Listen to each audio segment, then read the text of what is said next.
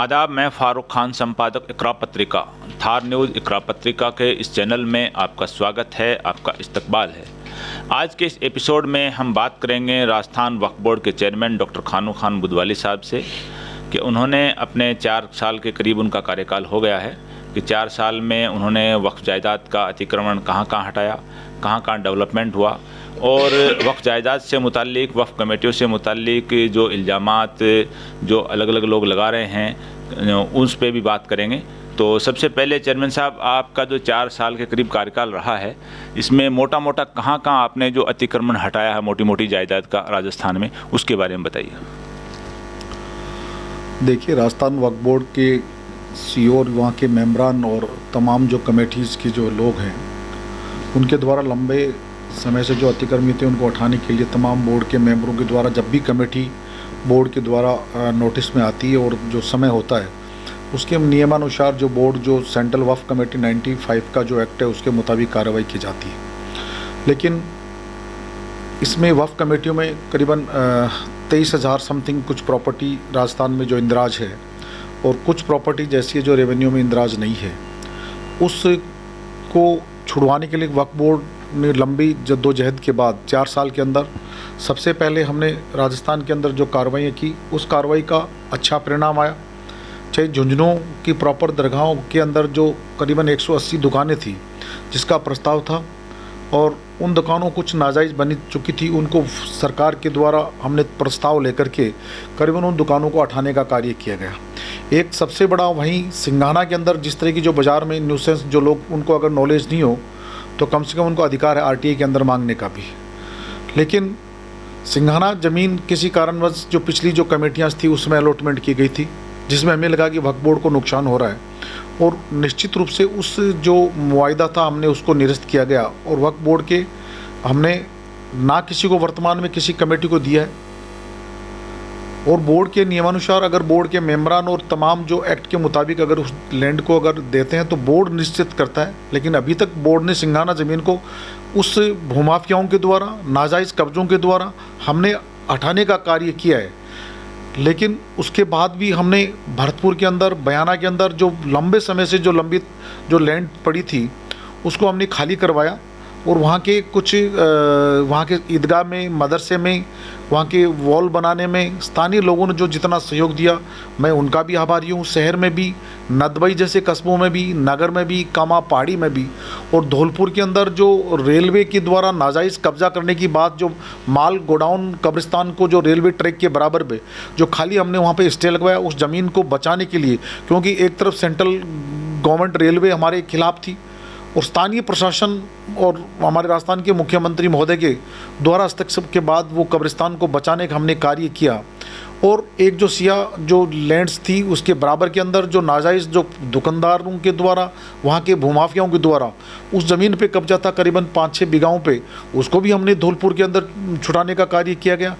Proper Bharatpur के अंदर जामा मस्जिद और जामा मस्जिद के आसपास की सराउंडिंग में लंबे समय से जो 500, 200, 150 रुपये जो किराएदारी थी, स्थानीय कमेटी के द्वारा उस किराए को अमेंडमेंट करने का अधिकार जो स्थानीय कमेटी उसको होती है, लेकिन उन्होंने भी नियमानुसार कार्य किया। अलवर शहर के अंदर तिजारा हो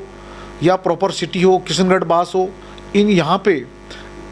ज़मीन को बचाने का जितना कार्य कोटपुत जो अलवर जो शहर के भी जो और जयपुर जो रूरल टच करता हुआ जो कोटपुतली वाला जो इस तरफ का जो दिल्ली जो हाईवेज़ का जो रेल जो ट्रैक जो आता है, इसके अंदर जो बड़े बड़े जो कब्जे थे वो उस ज़मीनों को बचाना, प्रशासन को समय पे लिखना, कब्रिस्तानों पे जो नाजायज़, क्योंकि आज की ज़मीन अर्बन एरिया में आने के कारण वो बहुत ज़्यादा कब्जा होने लगा। उसके अंदर सीकर शहर के अंदर जो ईदगाह की जो नाम पे या बड़ी मस्जिद के नाम पे करीबन 152 बीघा ज़मीन जो वहाँ के जो फ़कीर जो बिरादरी के द्वारा नाजायज़ कब्जा करके कुछ ज़मीन को बेचा गया, हमने उस ज़मीन को स्टे करवाया और बहुत जल्द वो ज़मीन स्थानीय जो सीकर के बासिंदे हैं उनको इसका गिफ्ट मिलने वाला है, क्योंकि हमें माननीय न्यायालय पे विश्वास है कि ये वक्फ की लैंड है और वक्फ को निश्चित रूप से इसका फ़ायदा होगा। इसके अलावा चूरू के अंदर भी जो सीकर जयपुर जो रोड के ऊपर जो ज़मीन थी कुछ भूमाफियाओं ने खरीद करके वहाँ भी कुछ नाजायज़ कब्जे किए, उनको वो भी फाइनल हियरिंग में हमारी लैंड्स है, उसको भी हमने बचाने का कार्य किया। आज तक वहाँ किसी ना तो वकील ने खड़ा किया, ना कभी वहाँ नोटिस इशू किया गया। लेकिन उसके आगे भी जो हनुमानगढ़ जहाँ बेशकीमती लैंड्स है, जहाँ नौहर की ज़मीनें थी या भादरा प्रॉपर सिटी में थी या फिर अन्य जो प्रॉपर हनुमानगढ़ के अंदर थी, सबसे बड़ा वफ़ के साथ पूर्व जो स्थानीय कमेटी थी हनुमानगढ़ की और वहाँ का जो स्थानीय जो वहाँ का नगर परिषद का सभापति था, उसके द्वारा 420 करके एक ज़मीन पे नाजायज़ पार्क बनाया। उसको भी हमने सुप्रीम कोर्ट में हमने चैलेंज किया, क्योंकि ये मेरे कार्यकाल से पहले के जो कब्जे थे उसको हमने लड़ा करके कहीं ना कहीं उसको बचाने का कार्य किया। लेकिन एक जो सबसे बड़ी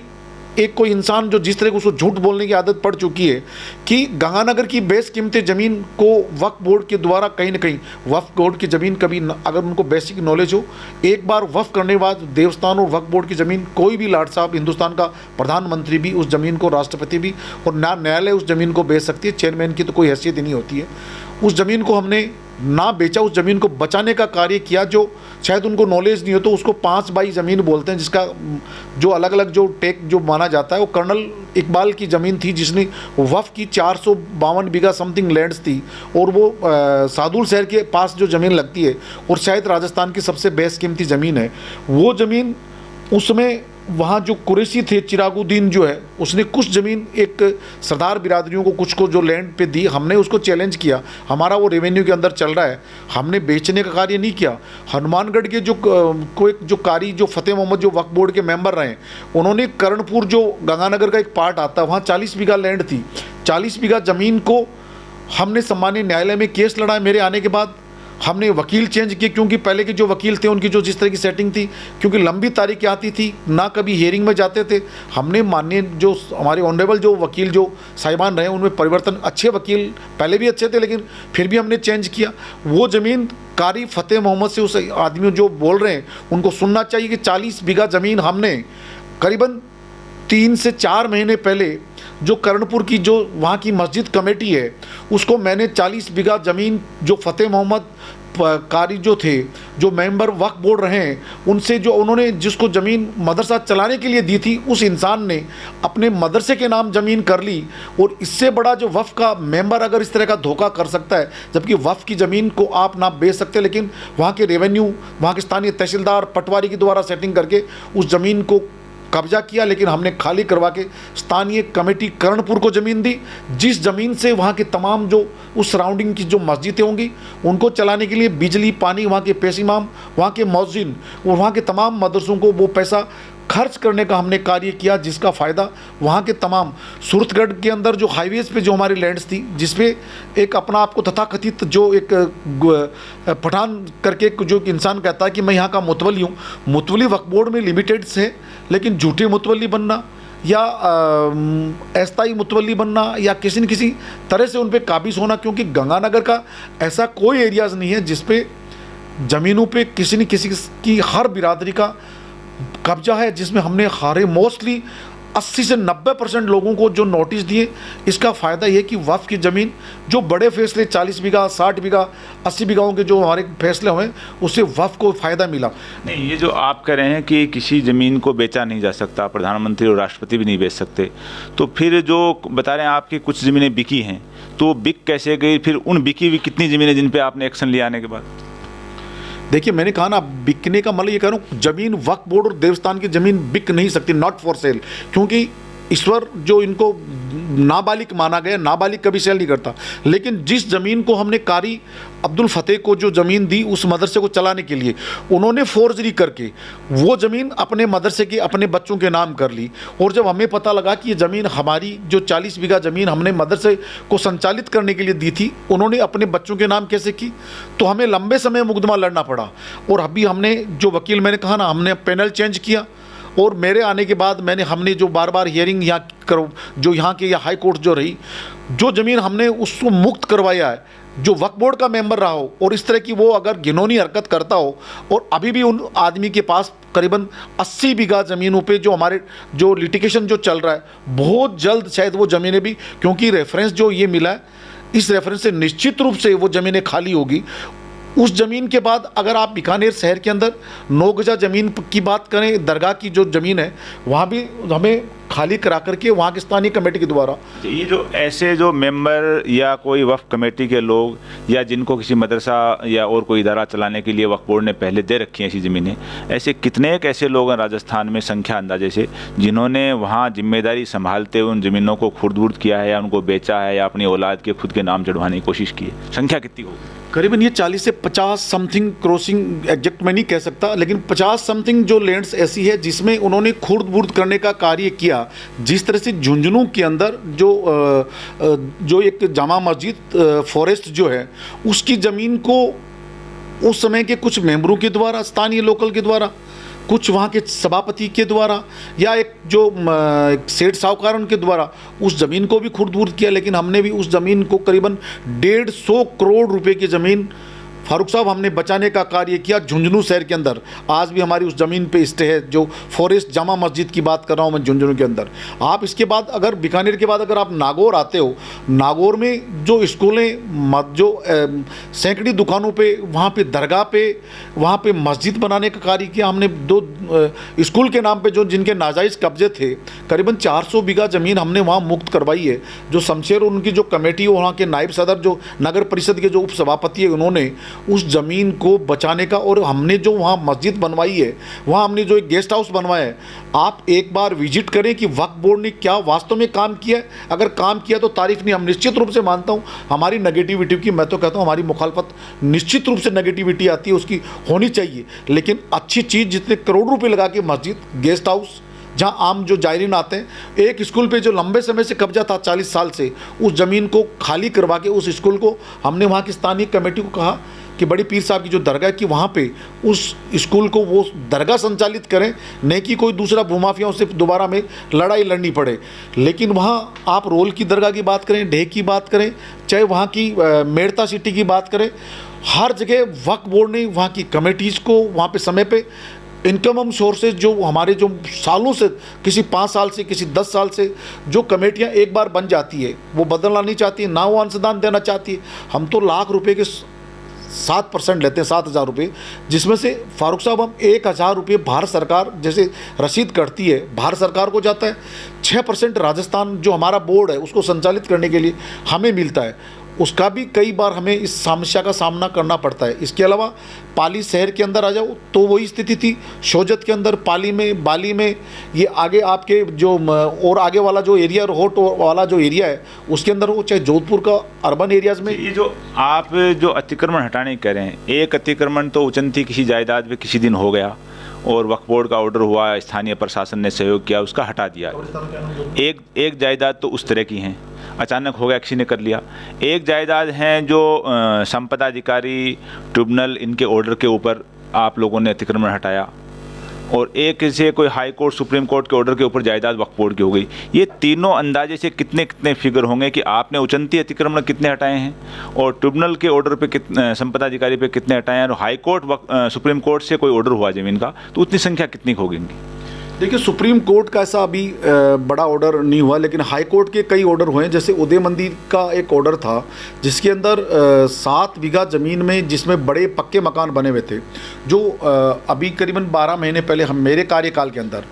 वहाँ के स्थानीय नगर निगम, वहाँ के स्थानीय प्रशासन के द्वारा उन मकानों को, उन बाड़ों को खाली करवा के वहाँ के कब्रिस्तान, जो स्थानीय वासी थे, वहाँ पर मस्जिद को डेवलपमेंट करना। सबसे पहले वहाँ एक अच्छा मदरसा बने, उनको वो जो बिरादरी के जो सराउंडिंग में जो लोग रह रहे थे उनको दी गई कि इसका डेवलपमेंट हो और 4 दीवारी की जाए, जिससे, क्योंकि अर्बन एरिया में आने के बाद कब्रिस्तान सेफ एंड सिक्योर होना लाजमी है। अगर इस तरह की ज़मीनें अगर सेफ नहीं होगी तो आने वाले समय में बहुत ज़्यादा प्रॉब्लम होगी। उससे भी बड़ी प्रॉब्लम, हमारे हाई कोर्ट का एक फैसला हमारे जो जैसलमेर प्रॉपर में आया, जो एयरपोर्ट जो रोड लगती है, जिसमें 125 बीघा ज़मीन है, जिस पे स्टे करवा करके उस ज़मीन को एक्वायर करके स्थानीय कमेटी को हमने उसको सौंपा है। वहाँ के मुस्लिम मुसाफिर खाने में लंबे समय से जो कमेटी थी, फारूक साहब, एक बार कमेटी का झगड़ा ये होता है, जो एक बार बन जाता है, पार्टी का परिवर्तन किसका क्या होता है, लेकिन कोई न कोई व्यक्ति कहीं ना कहीं अपनी सेटिंग रखता है, तो वो व्यक्ति उस कमेटी से हटना नहीं चाहता। उनका क्या इंटरेस्ट है, जब बोर्ड का चेयरमैन 5 साल बाद हटता है, उसका कार्यकाल तो 1 साल का होता है, आखिर उस कमेटी में कोर्ट जाना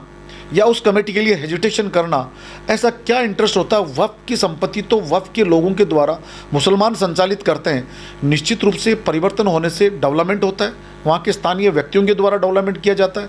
लेकिन कुछ कमेटियाँ ऐसी आती है जो आगे चल करके 99% कमेटियाँ एक दूसरे को हिसाब देती है, बोर्ड को हिसाब देती है। तो कहीं कुछ कमेटीज ऐसी होती है जो बिल्कुल फेविकोल की तरह चिपक के रहना चाहती है, जिसमें इनकम ऑफ सोर्सेस ज़्यादा होने के कारण से वो नहीं छोड़ना चाहती। ये जो कमेटियों का झगड़ा है, कमेटियां बनाना, इसको रद्दोबदल करना, इसके लिए जब भी आपकी बोर्ड की मीटिंग हुई है तो इसके ऊपर एक तरह के इल्ज़ाम लगाते हैं कि साहब आप भाई भतीजावाद के ज़रिए बोर्ड बनाता है, किसी नेताओं की सिफारिश पे बनाता है, यानी कि लेन देन तक के भी भाई कि इसमें किसी न किसी जरिए ये कमेटियाँ बनती हैं। और पहले की कमेटियाँ होती हैं उसमें बहुत सी जगह झगड़ा होता है, वो चार्ज नहीं देते, फिर कोर्ट में चले जाते हैं। और ऐसे लफड़े ये कमेटियों को लेकर क्यों होते हैं? देखिए, बोर्ड की कमेटियों, मैंने कहा ना आपको, 1 या 2% कमेटियाँ होती है, वो तो खुद चाहते हैं कि दी रोल ऑफ द चेंज। हर आदमी चाहता है कि कमेटी बदलनी चाहिए, जिसको मैंने कहा ना आपको, ना तो बोर्ड की मेंबर चाहते हैं, ना किसी की कोई सिफारिश आती है। वहाँ के स्थानीय व्यक्तियों की सिफारिशें आती है कि हमारी कमेटियों को 90% वो चाहते हैं। 5% बोर्ड भी देखता है कि ये अच्छे लोग हैं, अच्छा कार्य कर रहे हैं। वहाँ के स्थानीय को रिटायर्ड ब्यूरोक्रेसी हो, वहाँ के मौजिन हो, मोतबिर लोग हो, वो खुद चाहते हैं। कुछ लोग 2-3% मैंने कहा ना, वो नहीं चाहते कि कमेटी, क्योंकि बड़ी कमेटियों के अंदर इनकम ऑफ सोर्सेज होती है, तो वो फारूक साहब छोड़ना नहीं चाहते हैं जब वो परिवर्तन होती है। इसका मतलब ये है कि वक्फ कमेटियां हैं, चाहे वो संख्या उनकी कितनी भी हो, लेकिन वो घालमेल करती हैं निचले लेवल पे वक्फ कमेटियां, और वो छोड़ना नहीं चाहती। मैंने कहा ना 1 या 2% कमेटियां हैं, बाकी कमेटी पर आप इल्ज़ाम नहीं लगा सकते, गलत चीज़ है ये। आप 1 या 2% कमेटी निश्चित रूप से कहीं ना कहीं वो गड़बड़ करती है, कहीं ना कहीं वो हेजिटेशन अपने स्वार्थ के लिए करती है, कहीं ना कहीं वो कोर्ट जाती है। जब समय कार्यकाल निश्चित है कोई चीज़ का, तो उस निश्चितता में आप लोगों का भी फर्ज बनता है कि उनको निश्चित रूप से कि जब आपका कार्यकाल खत्म हो गया तो आप अपने आने वाली कमेटी को दें। जब आपको भी तो किसी ने चार्ज दिया है, आप बाई बर्थ हो नहीं, जब आपको चार्ज दिया तो उनको भी चार्ज में परिवर्तन करना चाहिए। जब चार्ज दोगे तो निश्चित रूप से डेवलपमेंट होगा। आपका समय के बाद दूसरी बार आएंगे, जैसे सिरोही शहर के अंदर अब जो हो, चाहे पाली के अंदर हमने कमेटी बनाई, कहीं हमें प्रॉब्लम नहीं आई। आगे चाहे जोधपुर के अंदर आई हो, चाहे बाड़मेर हो, चाहे आगे और कुछ शहरों के अंदर, 1-2 शहरों के अंदर जाकर के जो एक आधी कमेटियाँ, जिसको मतलब 2%, 1 या 2%, वहाँ निश्चित रूप से जो स्वार्थी जो लोग हैं वो फेविकोल की तरह, उनको ये सोचना चाहिए अल्लाह की संपत्ति है। जब वफ़ करने वाला इंसान इस दुनिया में नहीं रहे तो क्या इस वफ़ की संपत्ति को खाने वाला, क्या ज़कात को खाने वाला व्यक्ति क्या इस कायनात में रह पाएगा? आप बता सकते हो क्या रहने का उसको अधिकार है? लेकिन बोर्ड ने झालावाड़ भवानी मंडी के अंदर जो 20 साल से कमेटी, जो लियाकत साहब से पहले की एक कमेटी बनी हुई थी, वो चली आ रही थी, फिर उन्होंने एक ट्रस्ट बना लिया। हमने अभी उसमें से 132 शॉप्स हमने खाली करवाई है। और उन्होंने पहले हमारी उनसे जो पूर्व कमेटी के साथ मीटिंग हुई, दूसरी बार मीटिंग होती, उन्होंने 132 दुकानों का कंप्लीट हिसाब जो है, कुछ बाकी है, उस नई कमेटी बनी, उन्होंने दे दी। लेकिन उनको कभी टच नहीं किया लोगों ने। पूर्व कमेटी के चेयरमैनों ने क्या कहा क्या नहीं किया, लेकिन बोर्ड के पास वहाँ 1 रुपये की भी आमद नहीं हो रही थी साल लंबे समय से। आपके आने से पहले, जैसे आप 19 में आए, तो बोर्ड को सालाना इनकम कितनी हो रही थी? अभी 23 में बोर्ड को चाहे किराए पेटे, चाहे डोनेशन पेटे, जो भी आपका है उसमें 7%, उसके पेटे कितना इनकम, मतलब 19 में कितनी थी, आज 23 में कितनी है? देखिए, जब आप सबसे पहले जब इनकम ऑफ सोर्स की बात करें, जयपुर शहर की में जब आया, जब MI रोड के कलन के बाग में जिस तरह के नाजायज़ कब्जे थे, जिन लोगों ने लंबे समय से किराया नहीं देना, 100 रुपये में बढ़ा दो तो चिल्लाएं, 150 रुपये कर दो, लेकिन खुद 1.5 करोड़ में सबलेट करके जा सकते हैं। 60 लाख में मैं दुकान खरीद सकता हूं सबलेट में। लेकिन जब वक्फ की ज़मीन पे मैं किराया देने की बात करूंगा तो फारूक साहब वो सोचते हैं कि वक्फ बोर्ड कमेटी के जो लोग हैं, मेंबर या RS अधिकारी जो मेंबर होते हैं, वो हमारा किराया क्यों बढ़ा रहे हैं? जब MI रोड के सामने वाले पार्ट में आप 1 से लाख रुपये, 50,000 रुपये देना चाहते हो, लेकिन यहाँ 300 से 150 रुपये के अगर 2,000, 1,500 उनके इच्छा मुताबिक जो बैठ करके किराया बढ़ाया जाता है। जब मैंने ज्वाइन की MI रोड के अंदर 37 लाख की इनकम होती थी साल की। आज आप ताजुब करोगे, मेरे 3 करोड़ रुपये तो जयपुर के MI रोड से हमारा जो किराया मिल रहा है। उस किराए के साथ साथ कुछ नाजायज़ रूप से, कुछ कहते हैं साहब नवाब साहब का कोई लेना देना, कुछ 2-4 लोग ऐसे हैं, वो इसलिए एजिटेशन करते हैं कि खुद बोर्ड को भी देते हैं, उधर भी किराया देते हैं नवाब के नाम पे नकली बना करके। जो 150 से 300 रुपये देते हैं, खुद 1 लाख फारूक साहब 80,000 रुपये लेते हैं। लेकिन जयपुर शहर का कभी मुसलमानों ने उनको कभी टोकने की कोशिश नहीं की कि आप व्यक्तिगत जिस तरह से आप अपनी जेब भरते हो तो ये तो अल्लाह की संपत्ति है। अगर इसके लिए आप जैसे नवाब कल्लन का बाग हो या और कोई जायदाद हो किसी भी शहर की, जिसमें मान लो किराए के पेटे किसी चीज़ को लेके कोई गड़बड़ हो रही है, तो उस शहर के उस इलाके के जो मोअज़्ज़िज़ लोग हैं कौम के, उनको लेके बैठा जाए ताकि उन किराएदारों के बीच में कोई बात हो कि भाई तुम लोग गड़बड़ कर रहे हो। किराए के अंदर एमआई रोड में के कुछ लोगों को हमने समझा इसकी, जिस तरह से एमआई रोड में कलन के बाग में लंबे समय से किराया लंबित था। कुछ लोगों ने इच्छा के मुताबिक कमेटी हमारे पास आई, एक यूनियन नुमा कुछ बुजुर्ग लोग आए, उन्होंने बैठ करके 10-12 लोग थे, उनको समझा इसकी, और उन्होंने किराया तय किया कि किराया हम मिनिमम ये करना चाहते हैं। मैंने कहा आपकी जो सहूलियत के मुताबिक वफ़ का भी संचालन हो, आपके भी भार नहीं पड़े और वफ़ को लॉस भी नहीं हो। उनके तय होने के बाद 2-4 न्यूसेंस टाइप के किराया, एक व्यक्ति जो ये कहता है कि साहब कह भी रहा था एक दिन किसी चैनल पे कि साहब मेरा किराया नाजायज़ बढ़ा गया, उसने कहा कि मेरे बेटे की डेथ हो गई, मेरे परिवार की डेथ हो गई। जो किराया समिति में जो हमारे जो यूनियन के रूप में जो हमारे साथी जो आए, उन्होंने तय किया कि साहब इसका जितना जो किराया, मैंने कहा जितना आप जो बढ़ाना चाहो। पता लगा कि उस आदमी हमने 1000-1200 रुपये किराया तय किया और वो व्यक्ति किसी को 12,000 में सबलेट कर रखी है, तो क्या ये जायज़ है? आप एक 70 लाख में दुकान खरीद रहे हो। अभी 15 दिन पहले एक एमआई रोड पे कलन के बाग में 30 लाख में दुकान बिकी है, हमने उसका 2100 रुपये किराया तय किया है। मतलब सबलेट में बेच दिया, सबलेट में उसको बेच के चला जाता है। सबलेट करना उसका अधिकार है, लेकिन ये नहीं कि बोर्ड के बगैर परमिशन नहीं कर सकता। उसको अगर किए तो उसको जो वर्तमान की डीएलसी का 2.5% उसको वहाँ देना पड़ेगा। अगर वो कोर्ट जाता है तो निश्चित रूप से हम उसके खिलाफ कोर्ट जाएंगे। उसको सबलेट किया है तो उसको बोर्ड ने सबलेट वाले किराएदार मान लिया? नहीं माना। जो बोर्ड कुछ लोगों को हमने किराएदार नहीं माना हुआ, अगर वो कोर्ट जाना चाहता है, हम तो सम्मानीय न्यायालय में हम उनका उसका अधिकार है जिसने लिए दिए,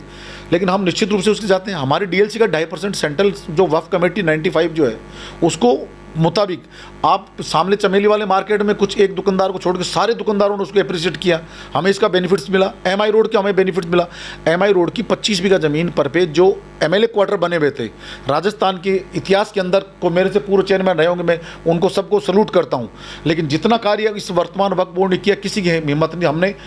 इसके खिलाफ जेडी के खिलाफ जाकर के हमने वहाँ स्टे करवाने का कार्य किया। किसी ने ये नहीं कहा कि बहुत अच्छा कार्य हुआ, वक्फ बोर्ड ने। नंबर 2, जो टेकवे के नाम पे जो जिस तरह की ज़मीन के ऊपर जो हमारा जो ज़मीन है बाग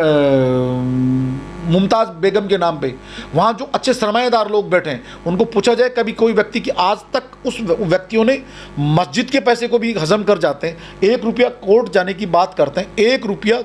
करीबन 20 साल से जो केस चला। अभी जरूर सम्मानीय न्यायालय ने एक आदेश हुआ है कि उनको पीडब्ल्यूडी के द्वारा ज़मीन नापी जाए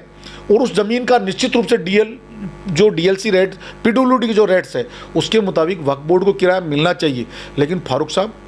ये आप राजस्थान के जालौर, सिरोही, जयपुर, भरतपुर, धौलपुर, आप टोंक, पाली, जो जितना जो शहर है, कोटा, बूंदी, जिस शहरों के अंदर हमें जो बेनिफिट्स मिला, हमें जो जितना जो हमने कोर्ट कचहरी, रेवेन्यू, कुछ पारिवारिक सामाजिक समझौते जो मौजीज़ जो मुफ्ती कारी उनके द्वारा, वहाँ सामाजिक लोगों के द्वारा, निश्चित रूप से बोर्ड एक नए आयाम पर है। निश्चित आप अच्छा काम करोगे, परिवर्तन होगा, तो आपकी मुखालफतें निश्चित रूप से होगी। ये जो आपने मुमताज़ बाग मस्जिद का जिक्र किया है, इसकी मस्जिद के पास जाएं तो चारों तरफ कारखाने वगैरह दुकानों के उनके बोर्ड नज़र आते हैं, मस्जिद का कहीं बोर्ड भी नज़र नहीं आता, ये क्या वजह है? देखिए, वो पूरा केस जो अपने आप को वो मुमताज़ जो बाग के अंदर जो लोगों के जो नाजायज़ कब्जे हैं, जो लिटिगेशन हमारा चल रहा है और शायद माननीय न्यायालय ने उसके नपाई तुलाई की बात की गई है, हम इसकी किराएदारी बढ़ाएंगे तो फारूक साहब, आज जैसे आपने मुमताज़ बाग की बात की है, आप अलीशाह भुरिसा एमआई रोड से आगे चल के बात करेंगे ट्रांसपोर्ट नगर के अंदर, वहाँ करीबन खंडेलवाल जो दवाई वाला है या अंसारी है या महुआ हाउस है, इन लोगों के 2010 से 9 तक तो वक्फ बोर्ड की रसीदें कटी हुई है। मेरे से पहले की बात कर रहा हूँ मैं। उन रसीदों को पता लगा कि वो ज़मीनें बेच करके यहाँ के नगर निगम या जेडी के द्वारा पट्टे दे दिए गए। हमने उनको सबको नोटिस जारी किए। कुछ लोग तो मानुभाव, अभी भी एक मुझे पता लगा एक ज़मीन वाला बेचने के लिए मार्केट में गया, हमने उन पर नोटिस लगा के नोटिस ये करवा दिया कि ये ज़मीन वफ़ की, अगर आपने खरीद फरोख्त की तो हम आपके खिलाफ कार्रवाई करेंगे। जैसे फॉर एग्जांपल घाट गेट के अंदर एक पेट्रोल पंप पे बोर्ड लगा हुआ, जहाँ पुराना पेट्रोल पंप हुआ करता था, वहाँ भी किसी ने भूमाफियाओं के द्वारा किसी सेटिंग के तहत ऐसी खुर्द-बुर्द करने की बात की। हमने कहा कि सम्मानीय न्यायालय के ये अधीन जो क्षेत्राधिकार में चल रहा है, ये ज़मीन ना तो खरीद जा सकती है ना बेची जा सकती है, उसको हमने बचाने का कार्य किया है। वहाँ 9 दुकानें ऐसी है फारूक साहब जिसके ऊपर वहाँ के कुछ लोगों ने बेच करके और बेचने जा रहे हैं, वहाँ बड़ी दुकानें बनाई गई 2009 से पहले। क्या उसमें कुछ लोगों ने ऑब्जेक्शन नहीं किया? हमने सबको नोटिस इशू करवाए और शायद इंशाल्लाह वो ज़मीनें कभी सेल नहीं हो सकती और निश्चित रूप से मेरे कार्यकाल में मैं उनको खाली करवाऊंगा। ये जो आपने पेट्रोल पंप की ज़मीन का जिक्र किया है, एमआई घाट गेट वाली, शायद कप्तान फैज़ मोहम्मद साहब वाली का होगा, तो ये इसके अभी तक बरसों हो गए, न तो रोड की तरफ कोई बाउंड्री वाल निकली, और वहाँ आपका जवाहरात कॉम्प्लेक्स बनाने का आपने शुरुआत में ही ऐलान किया था, और दूसरी ये कि उसके एक बड़े हिस्से पे जो वहाँ के एमएलए हैं वक्फ बोर्ड मेंबर रफ़ीक साहब, उनकी फैमिली का कोई किरायानामा है जो भी लीज बरसों कोई 40-50 साल पुराना लिखा हुआ है, 3-3.5 बीघा का, ये क्या मामला है? फारूक साहब, आप जिस पेट्रोल पंप की बात करो, उस पेट्रोल पंप को हमने पता लगा कि जब हमने बात कही थी हम वो बनाने की बात करेंगे जो जौहरी के लिए कॉम्प्लेक्स की, तो वहाँ किसी न किसी आजकल कोई आदमी लिटिगेशन में जाकर के अटकाने का कार्य करते हैं। जहाँ ज़मीन मेरी खाली थी, आपने देखा 2 दुकानों और प्याऊ के पेट्रोल पंप के बीच में मैंने वक्फ बोर्ड के द्वारा करीबन 3000 गज ज़मीन जो है उस पर खाली ज़मीन पे मैंने बाउंड्री करवाई है, जो तारबंदी करवा करके, और जो पीछे जो ज़मीन जो जिसकी आप बात कर रहे हो सामान्य मेंबर साहब की, वो तो 99 ईयर्स की अभी किराएदारी उस समय की हुई है, जिस तरह से सिक्कर की जो एक्सीलेंस स्कूल की किराएदारी है, और उन्होंने तो वन टाइम जिस तरह के जो किराया जमा करवाया है, लेकिन हमने उनको भी नोटिस दिया कि आप 5% के हिसाब से भी अगर वन टाइम किराया सबमिट किया है तो आपको वर्तमान जो 5% वो जो किराया राशि जो जमा कराई है उस समय, उसका 5% हर साल आपको किराया देना होगा, जो समय पे हमारा किराया हमें जो मिल रहा है। ये डेवलपमेंट की जो बात की गई है, डेवलपमेंट हमने फारूक साहब किया है। एमआई रोड के अंदर कलन के बाग में आपको बता दूं 250 गज ज़मीन हमने आरक्षित करके आलिमाओं के, जिससे मैंने मेरे कार्यकाल में अभी एक मस्जिद जो शहीद करके जो मस्जिद वहाँ पे पानी से टपकता था, आप जाके एमआई रोड पे देख सकते हो। पहली बार एमआई रोड वक्फ बोर्ड के द्वारा, वहाँ के स्थानीय व्यक्तियों के द्वारा उस मस्जिद का जो निर्माण जो चल रहा है, वहाँ के जो जिस तरह की जो खुर्द-बुर्द थी, वो जो मस्जिद अगर बनती है तो ये वक्फ बोर्ड 100% उसको सहयोग रहते हैं, जिसमें मेरे 3 कर्मचारियों को हमने लगा रखा है, हमारा सीओ उसमें मॉनिटरिंग करते हैं। और क्योंकि हमें 250 गज हमें वक्फ बोर्ड की ज़मीन इसलिए आलिमाओं को देने की बात आ गई कि हमने एक हॉस्टल बनाना चाह रहे थे, हम भी उनके मुताबिक इच्छा के मुताबिक बनाना चाह रहे थे, लेकिन उसका इंटरप्रिटेशन वो समझ नहीं पाए, गलत किया, दुष्प्रचार किया। लेकिन फिर भी उस आलिमाओं के हॉस्टल के अलावा भी फारूक साहब हम इस जयपुर शहर में 1000 गज से ज़्यादा ज़मीन हमने आरक्षित करके हॉस्टल निर्माण के लिए जमाली शाह दरगाह के अंदर हमने वक्फ बोर्ड ने प्रस्ताव के तहत 1000 गज बॉयज़ हॉस्टल के लिए भी ये मेरे कार्यकाल के अंदर मेरे मेंबरों के द्वारा हमने देने का कार्य किया है। वक्फ बोर्ड ने जितना जयपुर शहर के अंदर हमने प्रचार प्रसार कम जो 10.5 करोड़ रुपए माननीय मुख्यमंत्री से हमने अभी ईदगाह के निर्माण के लिए दिए। आप ताजुब करोगे जो करबला के अंदर आप लाइटिंग और जो जितना इंक्रोचमेंट जितना था वहाँ के स्थानीय पार्षद स्थानीय लोगों के द्वारा साथ मिलके उन्होंने खुद ने तोड़ा। मैं मौके पर रह के क्रेन के द्वारा प्रशासन के द्वारा हमने वो ज़मीन खाली करवा करके वहाँ लाइटिंग सफाई वहाँ चौतरफ नाली बना करके, हमारी इच्छा है कि तमाम वहाँ के बासिंदे भी चाहते हैं, कुछ सरकार ने पैसे स्वीकृत किए हैं स्थानीय विधायक के द्वारा, स्थानीय पार्षद के द्वारा, स्थानीय व्यक्तियों के द्वारा, कि जहाँ जहाँ टूटी हुई दीवार है उसको बंद करके उसमें एक गेट रहना चाहिए जिसे आम आवाम की वो संपत्ति काम आए। जयपुर शहर के अंदर एक सिंगल प्रॉपर्टीज़ है जो अकलियत के लोगों की करबला के नाम पे बची हुई है, लेकिन वहाँ लोकल लोगों ने समझाइश की। तो निश्चित रूप से फारूक साहब आप वहाँ कभी विजिट करके एक बार ये कहें कि वास्तव में अच्छा किया है, तो निश्चित रूप से हम हमारी अच्छाई की बात करें। अगर हमने गलत किया है तो निश्चित रूप से आप ये कहें कि ये कार्य अच्छा हुआ या नहीं हुआ। ये जो आपने हॉस्टल की बात कही, जयपुर में मोती डूंगरी दरगाह है, वहाँ करीब 40-50 साल से 7-8 कमरे बने हुए हैं और काफ़ी लड़के वहाँ रह कर के अधिकारी बन के रिटायर भी हो गए हैं। और ऐसे जयपुर में एक रामगंज में रहमानी मस्जिद है जहाँ 12th तक की स्कूल मस्जिद के अंदर चलती है। तो ये जयपुर में कई जायदाद ऐसी हैं। एक चीज़ है नया बनाना, एक पहले से जो बने हुए हैं। किसी भी मस्जिद के अंदर किसी मदरसे में अगर 4-4, 5-5 कमरों का इंतज़ाम हो जाए तो बेशुमार बच्चे जो दर दर ठोकरें खाते हैं जयपुर में, अभी कोई न कोई इनका इंतज़ाम ऐसा हो जाए, चाहे वो बड़ी बड़ी मस्जिद हैं, मदरसे हैं जयपुर में, और काफ़ी जगह मुझे मालूम है खाली पड़े, आपको ही मालूम है कि वो सिर्फ नमाज और बच्चों को पढ़ाने के अलावा कोई काम नहीं आते हैं रात को। फारूक साहब, ये जो मोती डूंगरी MD रोड की जो दरगाह की आप बात कर रहे हैं, वक्फ की संपत्ति है और वक्फ बोर्ड वहाँ की कमेटी और वक्फ बोर्ड वहाँ के सदर मेरे से मिलते हैं, मैं भी उनसे मिलता हूँ, वो हमें 7% भी देते हैं। हम उस मैनेजमेंट के लिए पूरी प्रयास रहता है, उसमें वक्फ बोर्ड का 100% भागीदारी है उसके अंदर, और वक्फ बोर्ड के द्वारा और वहाँ के स्थानीय कमेटी के द्वारा संचालित है, वो किसी दूसरे प्राइवेट व्यक्ति के द्वारा संचालित नहीं है, वो वक्फ की संपत्ति है, वक्फ के द्वारा। रहमानिया मस्जिद के लोग भी आज वक्फ बोर्ड को 7% देते हैं, स्कूल चलती है, स्कूल के अलावा मस्जिद का जो काम होता है, जो जामा मस्जिद की हमने स्थानीय व्यक्ति अगर चाहेंगे तो अगर इस तरह की स्कूल या दिन में कोचिंग या जैसा भी इस्लामिक जो सिस्टम मुताबिक बच्चों को दिन में पढ़ाने की बात करेंगे, जो साथ साथ में इस्लामिक शिक्षा भी हो, एक बार ईदगाह का काम होता तो निश्चित रूप से फारूक साहब ऐसे बहुत सारे, अगर 1000 गज़ में अगर आपको 30-40 कमरे मिल जाते हैं, अच्छा हॉस्टल बन जाता है, और आलिमाओं का अलग यहाँ MI रोड जैसे पोस्ट एरिया में अगर हॉस्टल बन जाता है, तो फारूक साहब फिर आपको मोती डोंगरी रोड पे जो 5, उसमें टोटल 5 या 6 कमरे हैं, क्योंकि जब हम पढ़ते थे तब भी वही कमरे, आज भी वही कमरे। हमने उनसे कई बार कमेटी से गुजारिश की, इसमें आप 1-2 कमरे बढ़ाने चाहे तो बढ़ा सकते हो, लेकिन वो जितना कोऑपरेट एक परिवार के नाते वहाँ के जो लोहार बिरादरी के जो लोग हैं, वो निश्चित रूप से बहुत मास्टर जी जो सदर हैं, वो वहाँ के जो कमेटी के लोग हैं, उनके पास करीबन 3 दरगाहें का मैनेजमेंट है, निश्चित रूप से एक्सीलेंट काम करते हैं जयपुर शहर के अंदर। और इससे आपको जो इंक्रोच की जो बात आई, हमने खाली करा कि उनसे भी हमने बात की है। जो शास्त्री नगर दरगाह जो है, जो पहले जो वहाँ कमेटी के सदर थे, करीबन 1000 से अधिक ज़मीन उनके पास थी,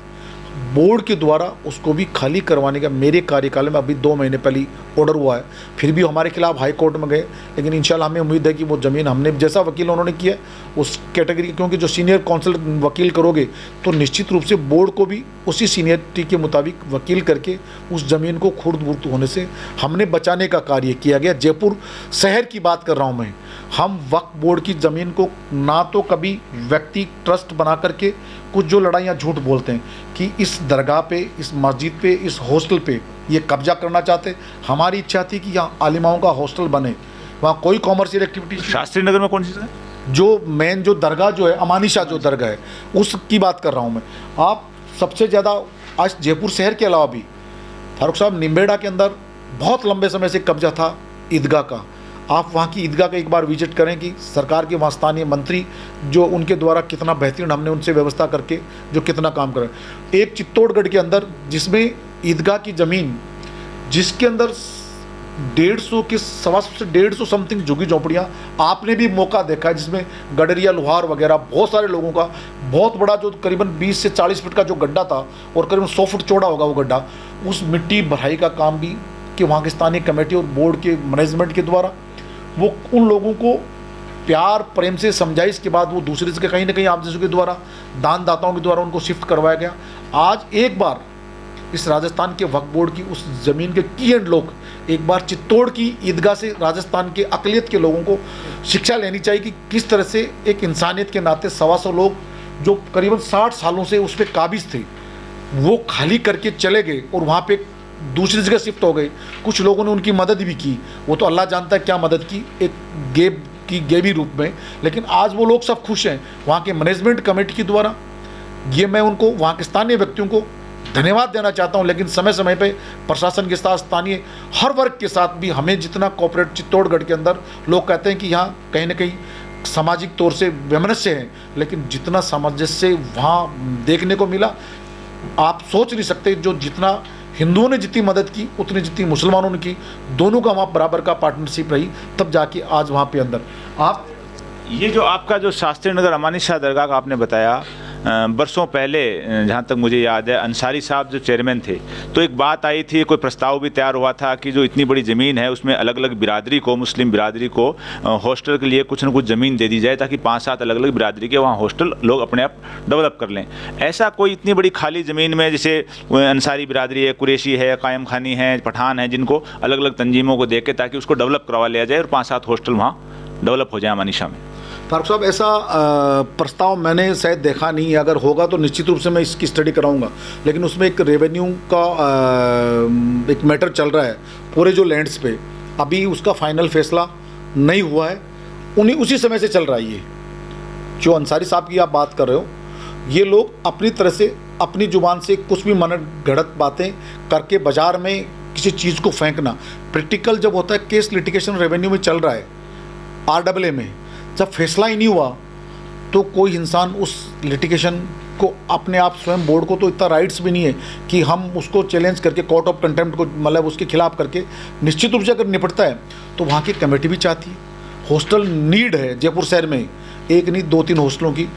हॉस्पिटल्स की, सामाजिक अकलियत का हॉस्टल 1 या 2 बिरादरियों के नाम पे नहीं, 4 बिरादरी के नाम पे नहीं, वहाँ एक बड़ा हॉस्टल बनता है 100-150 कमरों का, तो कॉमन स्टूडेंट वहाँ इजी गोइंग रह सकते। फारूक साहब कोचिंग की बात करो आप मेरे सामने एक फ़ोटो पड़ी है, मैं आपको दिखा रहा हूँ, सामने मेरा कर्मचारी लाता है बोर्ड कमरा खोल करके, एक पिड़ावा झालावाड़ के अंदर हमने कोचिंग इंस्टीट्यूट बन गया, वो एक स्कूल है, उसका निर्माण मैं आपको एक पिक दिखा रहा हूँ। वो जो देख करके गए स्थानीय व्यक्ति, स्थानीय कमेटी मेरे कार्यकाल आने के बाद उन्होंने स्टार्ट किया है। जो राजस्थान जयपुर से बाहर कोई स्कूल, हॉस्पिटल, कोई हॉस्टल, कोई ऐसी चीज़ें आपके आने के बाद कहाँ कहाँ डेवलप हुए हैं या डेवलपमेंट की आप लोगों ने स्वीकृति दी है? देखिए, ये जो मैं आपको फ़ोटो दिखा रहा हूँ, ये फ़ोटो जो है पिड़ावा की है, पिड़ावा झालावाड़ की। स्थानीय कमेटी के द्वारा बोर्ड में इसका कोई सहयोग नहीं रहा, लेकिन वहाँ के जो लोग थे, जो दानदाता थे, वहीं सब मिलकर के इसका निर्माण करवाया गया है कोचिंग के। अभी वहाँ स्कूल भी बना रहे हैं। मेरे कार्यकाल के अंदर आने के बाद भीलवाड़ा शहर के अंदर मैंने 50 बेड की हॉस्पिटल, राजस्थान के इतिहास में पहली मरतबा, जो 7.5 करोड़ रुपए की जो हॉस्पिटल है, निर्माण हो गया, हॉस्पिटल संचालित है। सिरसराय के द्वारा वहाँ कोचिंग इंस्टीट्यूट, लाइब्रेरी, जिसका निर्माण कार्यरत है। प्रतापगढ़ के अंदर जो वक्फ बोर्ड के द्वारा 12 बीघा ज़मीन स्थानीय व्यक्ति को दिए, वो भी स्थानीय व्यक्ति उसमें खर्चा करेंगे, वहाँ के स्थानीय कमेटी बनाएगी। वक्फ बोर्ड से जितनी जो सरकार के द्वारा, माइनॉरिटी डिपार्टमेंट के द्वारा जितना जो बजट उनको हम दिलवा सकते हैं। सीनियर स्कूल बॉयज़ और गर्ल्स का निर्माण आप चेतक जो उदयपुर के अंदर भी एक मॉडल के रूप में एक हॉस्पिटल, जो हमारी जो लंबे समय से लैंड पड़ी थी, वहाँ का जो मुतवली, जिस परिवार कर्नल के जो फैमिली का जो था, तो हाई कोर्ट का एक फैसला है हमारे आया हुआ कि वहाँ की स्थानीय कमेटी और बोर्ड जो मुतवली है वो तय कर ले कि इसमें एक हॉस्पिटल या करके, तो वहाँ भी हमने एक प्रस्तावित। और कोटा शहर के अंदर हमारे जो वक्फ बोर्ड के द्वारा 50 से 100 रुपये के अंदर सारे चेकअप, जिसमें एक्सरे भी, आप ब्लड टेस्ट भी, वहाँ के एनजीओ के द्वारा भी, अलग अलग संस्थाओं के द्वारा भी, वक्फ बोर्ड से जो संचालित जो प्रॉपर कोटा। भीलवाड़ा वाले मामले में हॉस्पिटल बता रहे हैं, उसमें देवस्थान विभाग का कोई ट्रस्ट बना लिया, ये जो इल्ज़ाम क्या है? देखिए फारूक साहब, शायद एक्ट को पढ़ना चाहिए, किसी भी इल्ज़ाम लगाना। राजस्थान या हिंदुस्तान के अंदर वक्फ बोर्ड या कोई भी डिपार्टमेंट, देवस्थान या कोई अन्य, आप और मैं भी, अगर वक्फ जामिया हिदायत की भी बात करें या फतेहपुर मदरसे की या सिक्कर की, किसी भी, अगर आप ट्रस्ट बनाओगे तो उसमें एक एक्ट में प्रावधान है कि वो चीज़ आपको वक्फ बोर्ड की ज़मीन को भी अगर ट्रस्ट बनाते हो, कोई पुराना जो ज़मीन दानदाताओं की जो इच्छा के मुताबिक, तो वो ट्रस्ट केवल देवस्थान में ट्रस्ट होगा, लेकिन ज़मीन वो ता जिंदगी वक्फ रहेगी, क्योंकि वो इंदराज वक्फ में उस ट्रस्ट को के द्वारा यहाँ आपको भी किया जाएगा। वो ट्रस्ट जो है कि कहीं का भी ट्रस्ट, अगर देवस्थान में ट्रस्ट, तो देवस्थान में रजिस्टर्ड जरूर होगा, क्योंकि केवल नियम वहीं पे, वक्फ बोर्ड उसको ट्रस्ट नहीं बना सकता, लेकिन वो ज़मीन वक्फ की है, ना बेच सकते, ना खुर्द-बुर्द कर सकते, क्योंकि जब 50 बेड की हॉस्पिटल बन चुकी है, स्थानीय व्यक्तियों का जो सहयोग रहा है, तो आप एक ऐतिहासिक हॉस्पिटल पहली बार बनने जा रही है। फारूक साहब, आप मीडिया में भी अच्छे काम करोगे, कभी किसके खिलाफ बोलोगे तो निश्चित रूप से, जैसे आपकी मुखालफत होती है, तो निश्चित रूप से हॉस्पिटल जो अच्छा बनेगा, काम करोगे। पहली बार जो काम करने की नीयत नहीं थी, जिन्होंने जो ज़मीनों को खुर्द-बुर्द करने का कार्य किया था, वो निश्चित रूप से आपकी मुखालफत करेंगे, ये आप मान के चलना। आप इसके अलावा ये जो कलन के बाग, MI रोड, जो अभी जयपुर शहर के अंदर, कलन के बाग का वही चीज़ भूल जाऊंगा कि इसमें आपने कहा था कि वक्फ बोर्ड गया कोर्ट में, स्टे आया उसके ऊपर, लेकिन जो आवाम के अंदर ये है कि भाई मुस्लिम फोरम से जुड़े हुए कुछ लोग कोर्ट में गए, ट्रिब्यूनल में, और उसके बाद में स्टे मिला। देखिए, गांव में कोई राजा अगर शिकार करने गया तो राजा, जिसने शिकार किया, लेकिन राजा ने कभी नहीं कहा कि मैंने शिकार किया। जो व्यक्ति उस गली से निकला उसने कहा शिकार हमने किया। अच्छी बात है, स्थानीय व्यक्तियों का जो हमें सहयोग रहा। फोरम ने क्या किया, फोरम पार्टियां बनी है, इसका वक्फ को बचाने का काम, सीनियर काउंसिल काम, हमारे लॉयर, हमारे जो नीचे ट्रिब्यूनल जो है उसके अंदर सम्मानीय हमारे जो वकील, हमारा लीगल एड बॉडी, उसके अंदर कोई भी 110 में अंदर कोई पार्टी आम मुसलमान वफ़ को बचाने के लिए कोई भी उसके बाद पार्टी बन सकता है, आप किसी को रोक नहीं सकते। हम उनके सहयोग के लिए धन्यवाद दे सकते हैं। लेकिन बोर्ड ने तो कई 1 या 2 मीटिंग भी हो गई थी, 5-7 महीने हो गए थे क्वार्टर को तोड़े हुए। बोर्ड तो कोर्ट में नहीं पहुंचा था पहले। कोर्ट पहले आपको प्रचार मैंने क्या कहा, आज पहली बार मैं मीडिया के सामने आया हूँ, किस तरह से मैंने कहा हमें एक निश्चित कर लिया काम करना है, दिखावा नहीं करना। उन्होंने फोरम के लोग जो तमाम जो अक़लियत के लोगों ने जिसने इस वक्त में मदद की, मैं उनका शुक्रगुजार हूँ। लेकिन सबसे पहले बिस्मिल्लाह अगर की है तो वक्फ बोर्ड, हमने मेरे बोर्ड के मेंबरों ने निर्णय के अनुसार, और रफ़ीक भाई जो मेरे मेंबर हो, चाहे यूसुफ भाई हो, चाहे आप साबिर भाई हो, चाहे हमारे RS अधिकारी हो, चाहे सईद साहब हो, जितने जो सारे मेंबरान हैं, सब ने मिलकर निर्णय लिया कि हमें कोर्ट जा करके करना चाहिए। उन्होंने अभी क्या उससे पहले उन्होंने प्रचारित किया कि हमने उनको डिनाई नहीं किया, हम उनको थैंक्स देना चाहते हैं, उन्होंने अपना फ़र्ज़ निभाया। लेकिन पार्टी 110 में वक्फ बोर्ड के बनने के बाद वो पार्टियां बनी है, न कि पहले। अभी क्या स्थिति है उसकी केस की? और अभी केस चल रहा है तारीख पे, लेकिन वर्तमान स्थिति में जो 25 बीघा जो ज़मीन है वो वक्फ बोर्ड के सम्मान्य न्यायालय ने, उस न्यायालय देखिए स्टेक TI कर रखा है। जमीन तो वक्फ बोर्ड की है, इसमें कोई दो राय नहीं। सरकार आपकी है, CM साहब हैं, वो भी दरिया दिल हैं इस मामले में। अगर JDA की तरफ से कोई ऐसी जवाब आ जाए कि वो आसानी से जल्दी से हैंडल हो जाए मामला। देखिए, जब वक्फ की ज़मीन, मैंने आपको कहा ना पहले, ये ज़मीन देवस्थान और वक्फ बोर्ड की ज़मीन, हिंदुस्तान के प्राइम मिनिस्टर और राष्ट्रपति भी इसको चैलेंज और इसको खुर्द-बुर्द नहीं कर सकते। तो JDA तो बहुत छोटी सी चीज़ है, ज़मीन वक्फ इज़ ऑलवेज वक्फ। आप इसको डिनाई नहीं, क्योंकि हाई कोर्ट ने मान चुकी है, सुप्रीम कोर्ट ने मान चुके हैं कि ये ज़मीन वक्फ की ज़मीन है। 25 और 8 33 बीघा ज़मीन जो है, माननीय मुख्यमंत्री से मिलकर के हमने दरगाहों पे 20 दरगाहों को हमने जो डेवलपमेंट करने की बात की। आप जहाँ से, जिस ज़िले से आप बाई बर्थ आते हो, झुंझुनू नरड से, झुंझुनू नरड के अंदर फारूक साहब मैंने 3 करोड़ कुछ लाख रुपये, 56 लाख समथिंग मैंने पैसे दिलवाए हैं। वहाँ एक गेस्ट हाउस, नीचे शॉप्स भी, ऑफिस भी, जो आम आदमी वहाँ जो जियारत करने आए उनको फैसिलिटी मिले। और वहाँ का जो मस्जिदें, वहाँ का जो साइड का पार्क, जो बुचड़खाना, जो बकरे जो वहाँ पे जो अपनी तरफ से जो भी चढ़ाने आते हैं, उनकी आप साफ़ सफाई का आप देखोगे, जिस तरह से पंखे, कूलर और जो सफाई गंदी पानी की नाली के लिए, और जो वहाँ कार्य जो चल रहा है एक ऐतिहासिक है। 5 करोड़ रुपए हमने, जो सरवार शरीफ है शेख मोहल्ले में, जब आप दरगाह जो है वहाँ पे करीबन 3 करोड़ समथिंग रुपये। जयपुर शहर के अंदर भी, धौलपुर के अंदर भी ऐसी 15 से 20 दरगाहें हैं जिसके अंदर जो है करीबन सरकार ने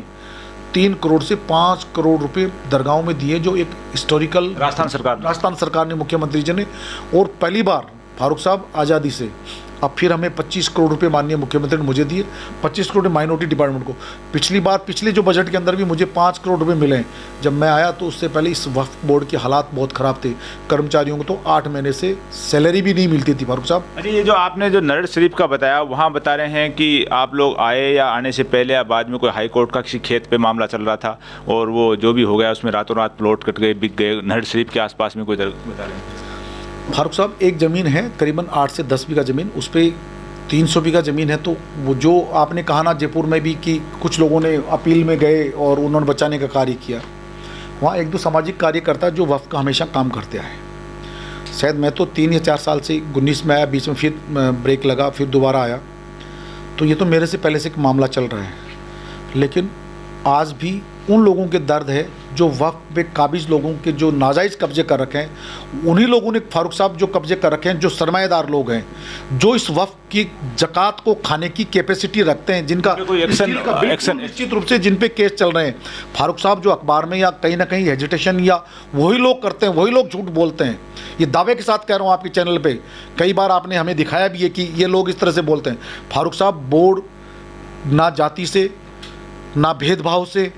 बोर्ड नियम के अनुसार कमेटी बनती है, नियम के अनुसार हमने या मेरे मेंबरों के किसी के भी एक भी परिवार का ब्लड का रिलेशन अगर आप अप्रूव कर दो, जो आप कहो किसी भी परिवार के निजी मेरे मेंबरों के साथ भी इंक्लूडिंग मेंबर, आप ये भी नहीं कह सकते किसी बोर्ड के मेंबर के रिश्तेदार भी इसमें कमेटी में कोई भी व्यक्ति है। लेकिन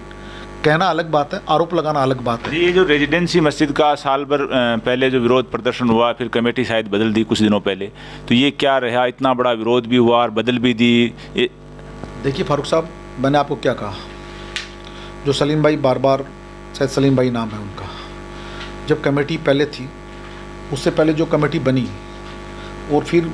जो पूर्व कमेटी को चार्ज दिया पहले वाली कमेटी ने, तब भी तो कोई कमेटी थी। जब सलीम साहब 5-7 साल से अच्छा कार्य जो भी अच्छा ही कर रहे होंगे या नहीं कर रहे होंगे,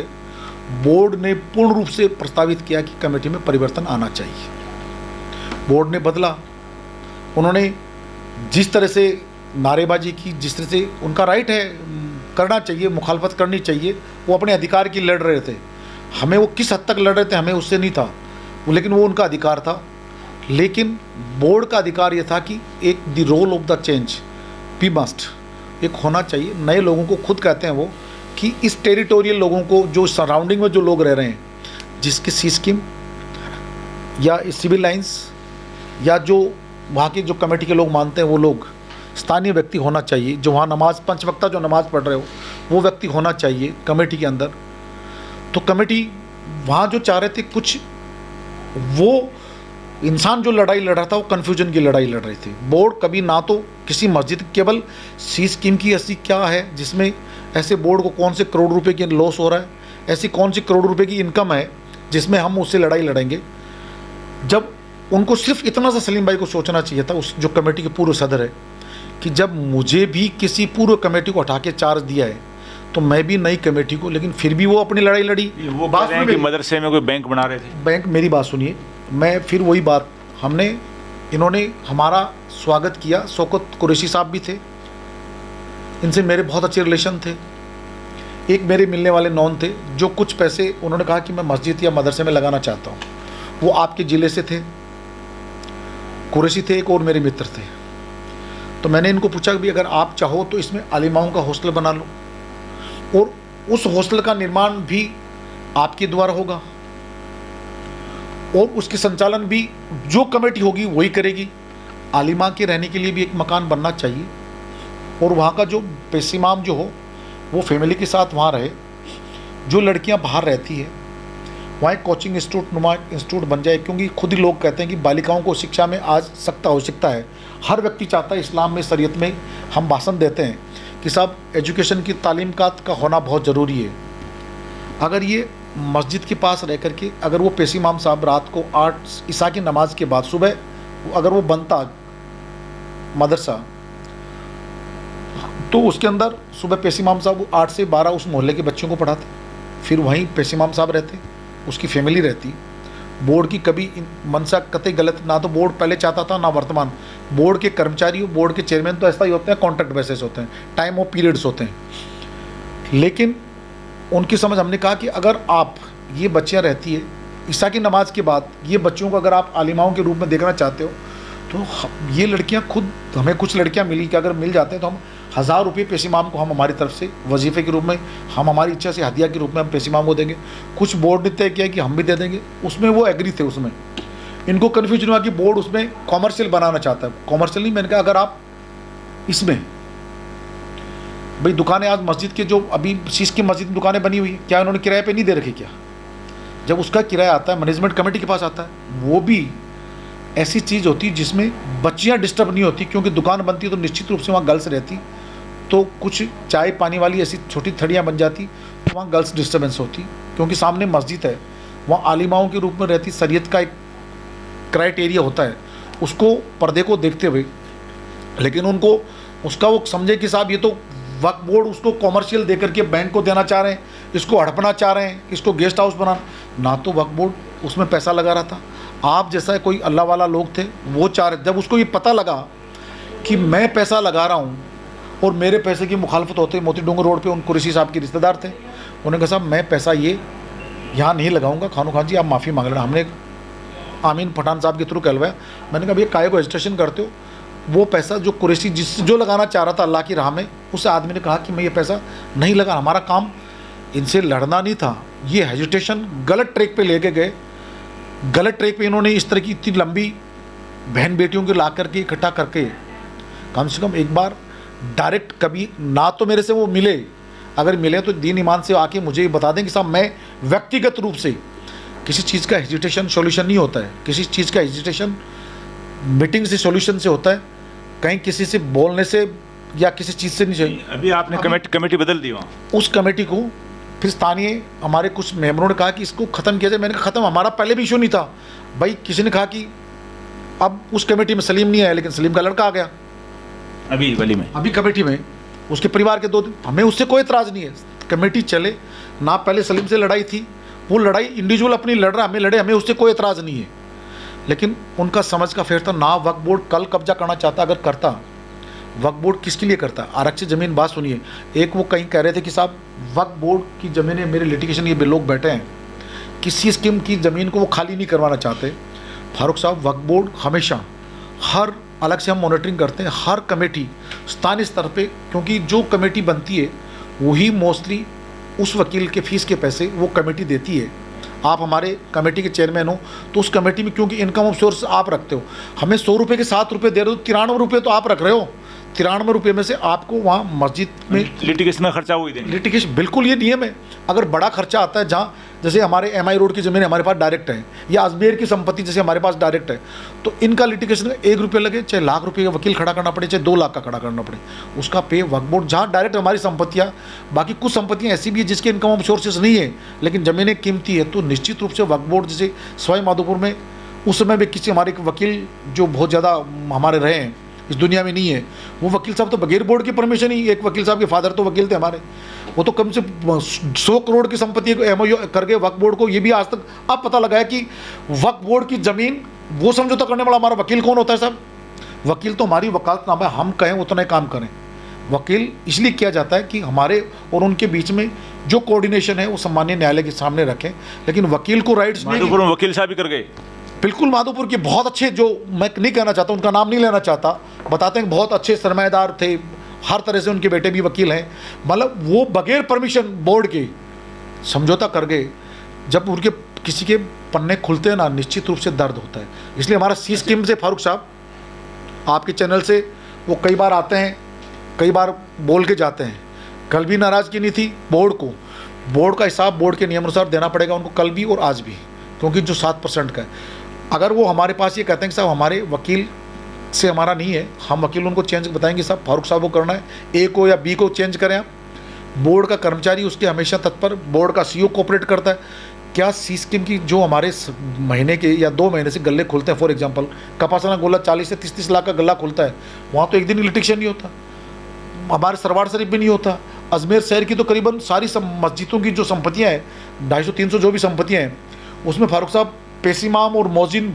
बिजली और पानी, सारा खर्चा वक्फ बोर्ड वहन करता है। और जयपुर शहर की 60 मस्जिदों में भी आज की तारीख में वक्फ बोर्ड मौजिन और पेशीमाम को 2-2, 3-3 हज़ार रुपये दे रहे हैं। जयपुर ग्रामीण में भी दे रही है, अलवर के कुछ एरियाज है वहाँ भी दे रही है। जहाँ मस्जिदों में आसपास के एरिया में, क्योंकि जहाँ अक़लियत के लोग कम हैं, तो वहाँ उनकी कैपेसिटी नहीं है कि उस मस्जिद, जैसे अभी मैं नोखा की तरफ बीकानेर की था, एक गाँव में मैं नमाज फ्राइडे को पढ़ने का मौका मिल गया, मात्र 7 घर हैं वहाँ के अंदर।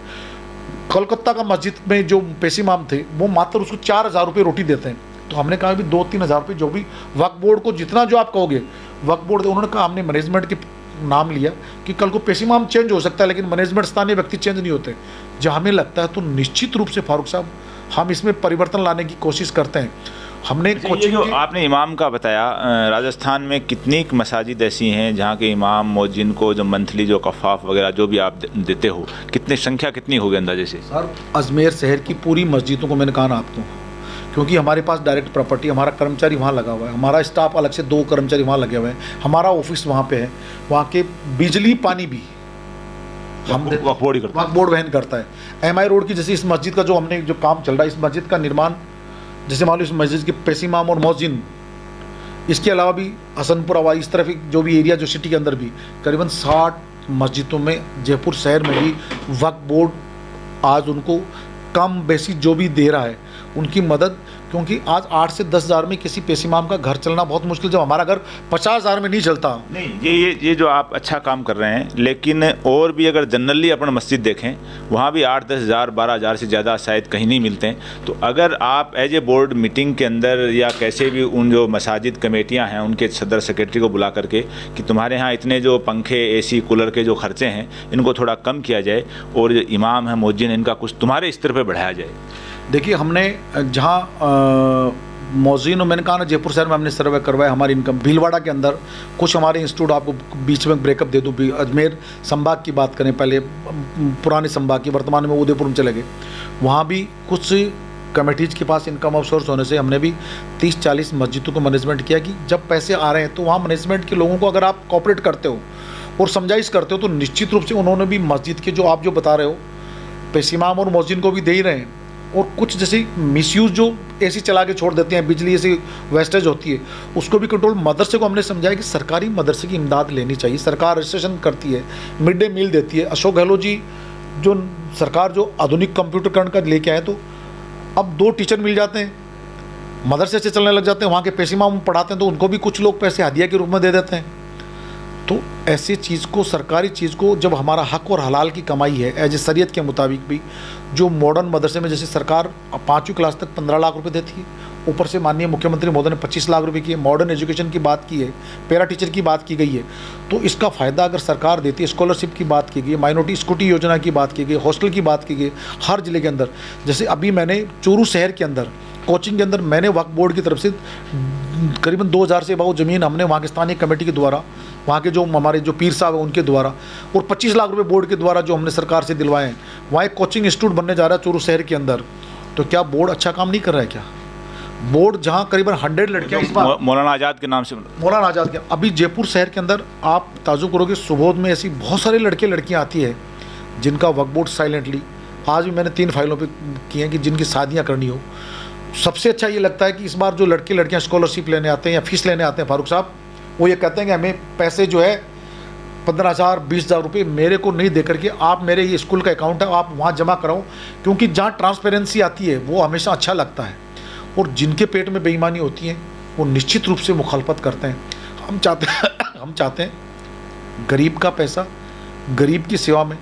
यानी वफ़ का पैसा वफ़ में लगे। ये ज़कात का पैसा है, इस ज़कात के पैसे से लोगों को खाना नहीं चाहिए, हदिया है। ये बेवा मजलूम ऐसा ही लोगों का पैसा है। जी, ये जो आप स्कॉलरशिप वगैरह फीस का जो आप बता रहे हो, जितना भी दे रहे हो, अगर बोर्ड कोई ऐसा इंतज़ाम करे कि बोर्ड के इनकम के अलावा कोई एक ऐसा फंड बना दे जिसमें शहर के सरमायादार राजस्थान के लोगों का पैसा उसमें कलेक्ट होकर उसमें जमा रहे, वो उसका रोटेशन चलता रहे। फारूक साहब, हमारे पास ऐसे सोर्सेज हैं जिसमें कई बार बोर्ड की रेंज से भी बाहर आते हैं। जैसे कल एक गुजरात की वापी से आगे किसी का डेथ हो गई और उसका किराया बन रहा था एम्बुलेंस का 50,000 रुपये। कल की बात है ये, जयपुर की, वापी गुजरात की। इंसानी नाते हमें किसी व्यक्ति के द्वारा फ़ोन आया, हमने किसी ने कहा कि हमें कन्फ्यूजन रहा कि वो अजमेर टेरिटोरियल का आदमी है, तो दरगाह वालों ने कहा कि साहब ये आपके जयपुर में और ये हम तो 200 किलोमीटर तक कर सकते हैं। फिर कल हमने इसकी व्यवस्था के लिए वक्फ बोर्ड की किसी न किसी सरमायादार व्यक्ति से हमने, जैसे आपने अभी कहा कि वहाँ के कोऑर्डिनेशन के, हमने तुरंत व्यक्तियों से कोऑर्डिनेशन किया। इमीडिएटली फारूक साहब उस आदमियों ने 1-2 आदमियों ने 50,000 रुपये, जो वापी से आगे 60 किलोमीटर उसका गांव है, उसकी बच्चे की, उसकी वाइफ का, उसके बच्चे का, दोनों का जो डिलीवरी हुई उसमें इंतकाल हो गया, उनको पहुंचाने का काम वक्फ बोर्ड ने किया है। और आपको भी पता है, आप इसके पार्ट हो, करीबन 17 लाख से अबाउ कोविड के अंदर जितना बेहतरीन कार्य वक्फ बोर्ड ने किया है शायद राजस्थान के इतिहास में आज तक। आप नीचे मेरा बोर्ड, ये जो कोचिंग, आप आपके पीछे कैमरा लगा हुआ है, कोचिंग का तैयारी हम अगर नहीं आते तो कुछ स्कॉलर्स के लिए हमने, जैसे राजपूत कोचिंग है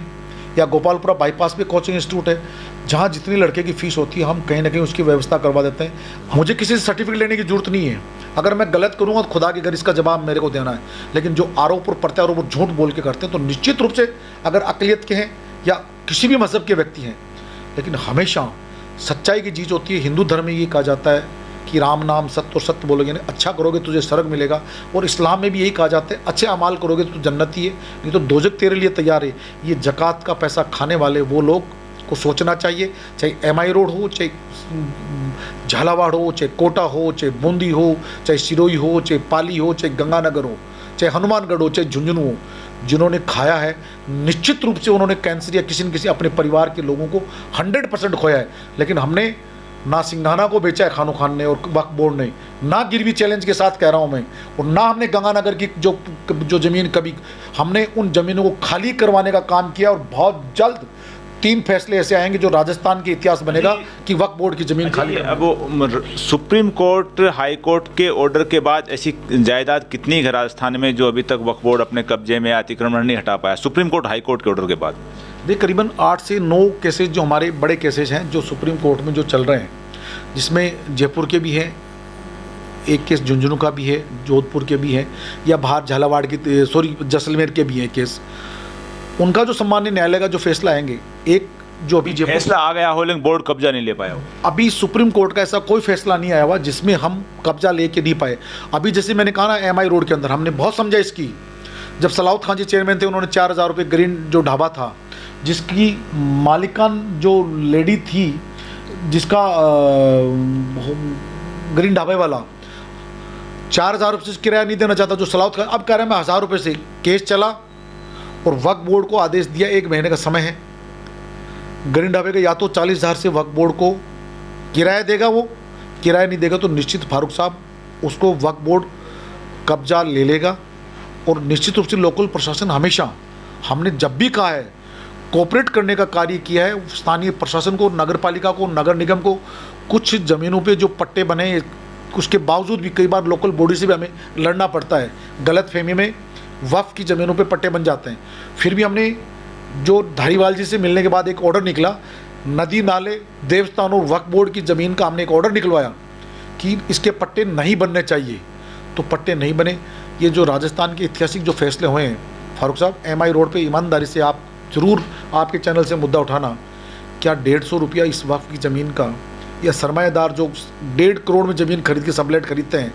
क्या 700 रुपये देने में भी उनकी जान निकलती है? एक बार उनको सोचना चाहिए, क्या खुद की संपत्ति हो, क्या वो इस तरह की खुरदबुद करने की बात करें? आरोप लगाना बहुत ईजी है, लेकिन अच्छा चेयरमैन साहब, जैसे आप कायम खानी हैं और कायम खानी जो कौम है, इसकी जो दरगाहें और किले, बावड़ी, झुंझुनू, सीकर, नागौर इस इलाके के अंदर फतेहपुर में हैं। जिसमें फतेहपुर की बावड़ी है और एक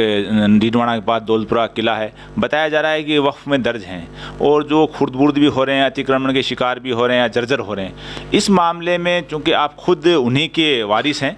तो उस मामले में कभी बोर्ड ने या आपने कोई ऐसा एक्शन लेने की स्थानीय प्रशासन से, नगर पालिका या SDM तहसीलदार, जिनसे भी 2 जायदाद का तो मैंने आपको बताया है? देखिए, सबसे पहले आपने जो फतेहपुर जो दरगाह की बात की, जो मकबरा जो बड़ा बना हुआ नवाब साहब का, मकबरा और बावड़ी, बात सुनिए, मैं वहाँ खुद गया हूँ। वहाँ किसी एक व्यक्ति का कब्जा था, स्थानीय MLA के द्वारा, आकम अली खान जी के द्वारा, वहाँ के SDM और तहसीलदार और पटवारी, पूरा प्रशासन मेरे साथ था। उसका कब्जा उस दरगाह के पास से हटाया। लेकिन जो एक सीकर बाईपास, जो चूरू बाईपास के कोने पे एक दरगाह है, उसके ऊपर एक कुरैशी के द्वारा कब्जा, नाजायज़ कब्जा करके कोर्ट जा करके उस ज़मीन पे जरूर उसका इंक्रोचमेंट है, पुराने जो ज़मीन। फिर मैंने वहाँ भी हॉस्टल के लिए 12 बीघा फारूक साहब ज़मीन दी, जिसमें 4 अक़लियत के लोग जो भूमाफिया टाइप के लोग थे, एक अन्य समाज का व्यक्ति मिलकर के उस ज़मीन को, अक़लियत के लोग ही खुर्द-बुर्द करते हैं इस ज़मीन को, कभी दूसरा समाज का व्यक्ति काफ़ी ज़मीन पे नहीं करता है। लेकिन उस ज़मीन को उन्होंने स्टे करवाया, वो ज़मीन, उस हॉस्टल की ज़मीन को फिर रोका। फिर मैंने 8 बीघा ज़मीन फिर वहाँ कॉलेज के लिए दी थी सरकार को, कि इसमें एक जो उस एरिया में एक अच्छी कॉलेज बनती है, क्योंकि वक्फ बोर्ड की ज़मीन सरकार को दे सकते हैं। अगर हमें किराया मिलता है, सरकार के पास जैसे ज़मीन है अभी, नहीं, उसका मालिक तो वक्फ बोर्ड रहेगा। कोई भी ज़मीन किसी भी संस्था को, किसी भी व्यक्ति को देते हैं तो उसका मालिकाना हक 2 चीज़ ऐसी है, देवस्थान और वक्फ बोर्ड का ता जिंदगी मालिकाना हक वक्फ और देवस्थान का रहेगा। उसके टाइटल को आप चेंज नहीं कर सकते। बची बात डीडवाना के अंदर फारूक साहब, जब मैं पिछली बार 2019-20 के अंदर मैंने 185 बीघा ज़मीन खाली कराई, जिसमें 12 बीघा में तो लोगों के छोटे मोटे कच्चे झोंपड़े मकान बने हुए थे। वो ज़मीन आज भी वो खाली पड़ी है। दौलतपुरा किले के अंदर जो जिस तरह की अभी जो बीच में एक अफवाह फैली, हमने कलेक्टर को लिखा, वर्तमान जो SP को लिख करके कि साहब इस पर कब्जा किया रहा है, इसको खुर्द-बुर्द किया जा रहा है। जो वहाँ के स्थानीय जो नागौर के जो सदर हैं मुश्ताक खान जी खात्यासरी, उन्होंने तुरंत एक्शन के लेके स्थानीय व्यक्तियों के द्वारा, समझाइश के द्वारा उस किले को हमने रोकने का कार्य किया। जब हमें बोर्ड को किसी भी संपत्ति का अगर पता लगता है फारूक साहब, वो जो किला है वो पूरा वक्फ बोर्ड में है या कुछ हिस्सा? किला जो पूरा जो किले की जो टेरिटोरियल है, वो बाहर की बाउंड्री नहीं, उसके एक लिमिटेड जो एरिया है, तो वक्फ बोर्ड का हो गया ना। 100% वक्फ में इंदराज आज से नहीं, सालों से वो उस वक्त में इंदराज है। और बावड़ी भी फतेहपुर की, जो फतेहपुर की बावड़ी हो, चाहे आपके केड दरगाह की बावड़ी हो, वहाँ पर भी एक फ़कीर परिवार ने अभी एक कुरैशी ने ज़मीन बेचने का कार्य किया है, लेकिन वहाँ के स्थानीय व्यक्तियों ने उस रजिस्ट्री को रुकवाने का कार्य, वहाँ की केड़ की बावड़ी आप देखना, शायद उसमें भी पैसे अब स्वीकृत हुए हैं, शायद उस केड़ की बावड़ी शायद फतेहपुर की बावड़ी से भी बड़ी बावड़ी हो। इन पे पुरातत्व विभाग या भारत सरकार का कोई डर, क्योंकि वक्फ बोर्ड का इतना बजट तो होता नहीं है कि इन सब का डेवलपमेंट हो जाए, कोई भारत सरकार का पुरातत्व विभाग का उसमें? देखिए, पुरातत्व विभाग भी पैसा देती है, पुरातत्व विभाग जैसे राजस्थान गवर्नमेंट का पार्ट है, तो निश्चित रूप से स्टेट गवर्नमेंट ही उसकी पार्ट होती है। जैसे हमें 25 करोड़ रुपये हमें दिए अभी, तो वो जैसे अभी 10.5 करोड़ रुपये मुझे जो दरगाह जो भी कब्रिस्तान बाउंड्री, जिस तरह से ये हमने करीबन एक फॉर एग्जांपल जैसे झुंझुनू या चोरू या जोधपुर की जैसे ये कमेटियाँ हैं, जैसे कब्रिस्तान की बाउंड्री है, वाचनालय है या फिर सामुदायिक भवन है, इसके लिए हमने जो पैसे दिए, कहीं 20 लाख, कहीं 10 लाख, 30 लाख, जो पूरे राजस्थान में 10.5 करोड़ रुपए हमने दिए। फिर अगर ये जैसे 25 करोड़ रुपये हमें अभी आजकल में मिलने वाले हैं, उसका मतलब ये होता है कि किसी न किसी वक्फ की संपत्ति का संरक्षण, जितना अशोक गहलोत जी ने, इस राजस्थान सरकार ने वक्फ का संरक्षण किया है, बचाने का कार्य किया है, और लोकल प्रशासन है, और सबसे ज़्यादा सहयोग यहाँ की मीडिया का रहा। उस मुद्दे को जब उठाया, निश्चित रूप से उनको मौका मिला है, लेकिन उससे पहले अगर उनको डाउट हो तो वक्फ बोर्ड आकर के किसी दूसरे के बहकावे में नहीं, वक्फ की संपत्ति को बचाएं, और वक्फ का सीईओ, वक्फ का चेयरमैन, वक्फ के मेंबर, वक्फ का स्टाफ जितनी ईमानदारी से कार्य कर रहे हैं, फारूक साहब एक राजस्थान का एक मिसाल है, जो वक्फ बोर्ड जितना इंस्टीट्यूशन अदर स्टेट की कंपैरिजन नहीं करता मैं, क्योंकि दिल्ली की सारी संपत्ति डायरेक्ट है, पंजाब की डायरेक्ट है, हिमाचल की डायरेक्ट है, लेकिन जैसे अदर स्टेट के अभी हमारे जो राष्ट्रीय जो सेंट्रल गवर्नमेंट की जो माइनॉरिटी मिनिस्टर जो मीटिंग ले रही थी, सेंट्रल गवर्नमेंट ने तो माइनॉरिटी जो यहाँ से जो बेनिफिट्स जो रिलीफ जो देती थी, यहाँ के कर्मचारियों को 3 को जो रिक्रूटमेंट कर उनके पैसे बंद कर दिए। हमारे जो कोचिंग के नाम पे कुछ पैसे हमें मिलते थे, या जो ट्रेस सर्वे के नाम पे पैसे मिलते थे, सारे स्मृति ईरानी जी ने, मैं मीटिंग में अभी खुद गया, सारे पैसे उन्होंने ब्लॉक कर दिया, देने से मना कर दिया। सेंट्रल गवर्नमेंट जो पहले सेंट्रल वक्फ कमेटी से जो पैसे मिलते थे, पूर्ण रूप से देने से बिल्कुल जीरो बैलेंस में बना कर दिया। आपसे आखिरी 2 छोटे छोटे सवाल। एक तो मुस्लिम मुसाफिर खाने की तौलियत का जो कोई मामला था, जो शायद आप लोगों ने हटा दिया और वो शायद कोर्ट में चले गई। फारूक साहब, आपका चैनल है, आप ईमानदारी से कम एक चीज़ को ध्यान रखना, जब एज ए वक्फ 95 एक्ट के अंदर मुतवली शब्द तो जरूर है, लेकिन जो दूसरा आप जो नाम ले रहे हो, वो कहीं भी वक्फ एक्ट में कहीं प्रावधान नहीं है। अगर बोर्ड अगर बनाता है तो उसका भी एक समय सीमा होती है। नहीं, तौलियत राजस्थान में है और है या नहीं है? 1 या 2 तौलियत और हैं। जब इनका लंबे समय से आ रहा था, पिछली बार हमने डेवलपमेंट कमेटी बनाई, ये जो कमेटी बनी हुई है, तौलियत का कोई प्रावधान नहीं है। प्रावधान आप तो 90, मैं कहूँ या नहीं कहूँ, ये एक्ट जो हिंदुस्तान की जो सेंट्रल गवर्नमेंट बनाती है, पार्लियामेंट और राज्यसभा बनाती है, उस वक्फ एक्ट के अंदर तौलियत शब्द कहीं नहीं है। जब इनको ऐसी क्या चीज़ आ गई, इनको कोर्ट जाने की नौबत आ गई, जब तौलियत है ही नहीं, तो उनको ये सोचना चाहिए कौम का मामला है, खड़े होते कि हमने इतने साल काम किया, वो खुद ही नाम तय करते, कोर्ट जाने की कहाँ जरूरत पड़ गई उनको। जी, मुतवल्ली तौलिए तो इन चीज़ों को लेके सरवाड़ में जो मुतवल्ली हैं, आपके मेंबर भी हैं बरसों से, और उसके उनके ऊपर भी वहाँ के मामले में भी इल्ज़ाम लगते रहते हैं। और एक आपका जो तकिया चांदशाह है जोधपुर के, जो एक बड़ी जायदाद है वहाँ पर वक्फ की, वहाँ पर इन दोनों जायदादों को लेकर के भी सवाल खड़े हो रहते हैं। फारूक साहब, अभी तकिया चांदशाह में करीबन 10-12 करोड़ का काम हो रहा है। वो काम वक्फ बोर्ड जो एक ऑर्डर निकला है, उसमें डायरेक्ट वक्फ बोर्ड के अंडर में रहेगा। और तकिया चांदशाह, क्योंकि जब ये तय हुआ, जो मुस्लिम मारवाड़ जो एजुकेशन सोसाइटी थी, अभी उस पर जो कमेटी वर्तमान है, उस पर एक सामान्य न्यायालय जो है, उस पर कोर्ट चल रहा है। शायद नई कमेटी को 4 जो या रिसीवर नियुक्त कर रखा है, लेकिन फिर भी मैं तो धन्यवाद देना चाहता हूँ उस कमेटी के जो सदर सेक्रेटरीज, उन्होंने एक अच्छा काम किया। राजस्थान के अंदर एक तकिया चांदशाह करीबन 2.5 करोड़ रुपये, फारूक साहब 3 करोड़ तक साल की इनकम मारवाड़ मुस्लिम एजुकेशन सोसाइटी को वक्फ बोर्ड देता है। और वक्फ बोर्ड मात्र क्या लेता है, आपको 7% उसका। हम 2.5 करोड़ 3 करोड़ रुपए उनको देते हैं, लेकिन जो उनको दे रहे थे, अब उसमें डेवलपमेंट की बात आई तो जो माननीय मुख्यमंत्री जी, उन्होंने जो सरकार के जो पैसे लग रहे हैं, सामुदायिक भवन बन रहा है जैसे मेरी जोल या कोई ऐसा कोचिंग इंस्टीट्यूट टाइप से जो बन रहा है, वो डायरेक्ट आपके वक्फ बोर्ड के अंडर में रहेगा। और जो सरवाड़ शरीफ की आप बात करें, मेंबर मुतवली है, फिलहाल ऐसी कोई चीज़ नहीं है। जितना स्मूथली, जितना इनकम हमारी जो वहाँ पे दरगाह, मैंने आपको अभी कहा भी है, सरकार ने भी उन पे डेवलपमेंट के लिए मुख्यमंत्री जी ने 5 करोड़ रुपए दिए हैं। जितनी दुकानें, जितनी बेहतरीन व्यवस्थाएं जो सरवार शरीफ की है, छोटी सी दरगाह थी, वर्तमान मेंबर ने चल कर के खुद के रिलेशन से, खुद के लोगों से, आप जैसे के सहयोग से कोई इनको चीज़, किसी व्यक्ति जब शुरू मैंने कहा ना आप, मैं निश्चित रूप से काम करूंगा, किराया बढ़ाऊंगा तो मेरी मुखालफत होगी, वैसे ही वहाँ के मेंबर ने अच्छा काम किया तो निश्चित रूप से कहीं ना कहीं कोई व्यक्ति किसी न किसी रूप में मुखालफत अच्छाई की होती है, ख़राब चीज़ की नहीं करते, क्योंकि वो सोचते काम कर ही नहीं रहा है तो इसकी मुखालफत मत करो। वो काम किया उन्होंने, जो एक बार दरगाह की इन दिनों आप विजिट करें, आज भी किसी कब्रिस्तान और दरगाह की ज़मीन के लिए आज भी मेंबर साहब आए वक्त भी गए हैं सामान्य न्यायालय से फ्री होकर के, वहाँ भी उन्होंने नोटिस इशू करवाए कि कुछ ज़मीन पे कुछ लोगों का पुराना कब्जा है, वो ज़मीनें खाली होनी चाहिए, खाली करवाने का कार्य कर रहे हैं वक्फ बोर्ड के मेंबर। ये जो मुतवल्ली होते हैं, इसकी बजाय आपकी 11 की, 21 की, 15 की, 25 की जो भी आप कमेटियां बनाते हैं, वक्फ कमेटी, जिला कमेटी जो भी, तो एक सिंगल आदमी को मुतवल्ली बनाने के बजाय 11, 5, 21, 51 जो भी आप कमेटियां बनाते हैं, वो ज़्यादा बेटर रहती हैं सिंगल मुतवल्ली? फारूक साहब, ना तो मैंने कार्यकाल में